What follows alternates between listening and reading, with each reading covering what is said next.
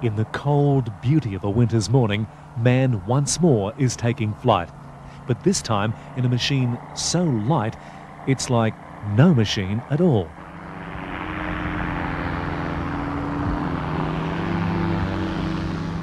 And this is a completely different way to fly because it's so gentle. You can get up quite slowly with it because it doesn't tear through the air. It only flies at 60 kilometres an hour, so it's quite a gentle flyer. But the exhilaration and the adrenaline that you get from flying it is just amazing.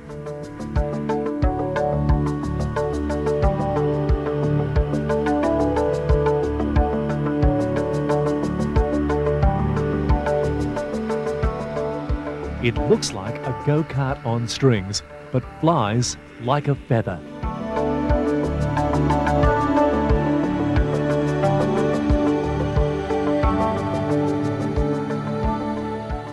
It's called an Aerochute, and Steve Conti of Aerochute Industries is the first man in Australia to manufacture and sell them. You could probably like it to flying in an armchair, you know, just a reclining armchair. You just sort of sit around. Because the parachute's above you and open and you're hanging underneath like a pendulum, any knocks of the wind or turbulence moves the parachute, but it makes it quite stable underneath. We've all heard about the safety record of ultralight, so just how safe is this one? Well, basically, it's a very safe machine because what you've got is you lay the parachute down on the ground behind you, the backwash of the motor fills it up, lifts it, and it's open before you even get off the ground. So then as you're flying, if you did happen to have an engine failure, or you just float it down and you pull down on both sides of your cords like a normal parachute and just land it. I guess it's idiot-proof. Well, as long as you don't hit a tree or a fence, you're fine.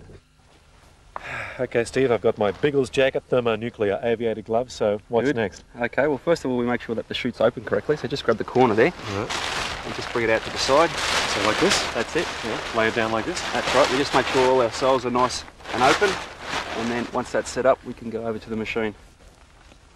Okay, so across to the cockpit, or is this the air pit? I mean, what's the technological term here? Well, we'd call it a cockpit because there's both of us going to be sitting in there. Yeah. That's where the controls are.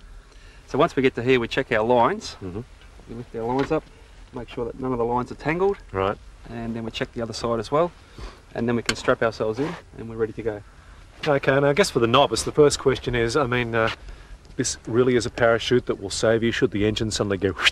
That's right, yeah. Well, basically, we're a powered parachute. It's a normal parachute, but it's a lot bigger than a normal jumping parachute.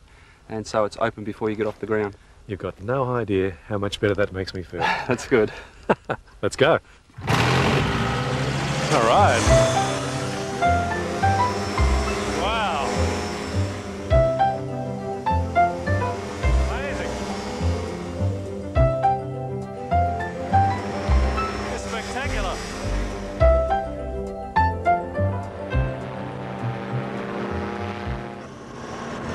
It's quite deceiving. You think you're coming down like, you know, like almost vertically. Okay, keep those legs up.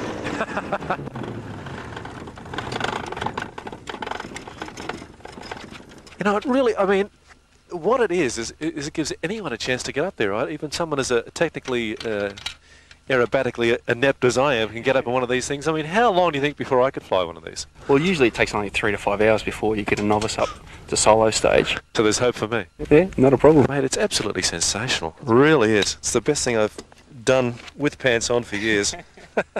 You've sold about 30 so far. What kind of people are buying them? Well, there's quite a variety of people who've bought them around Australia.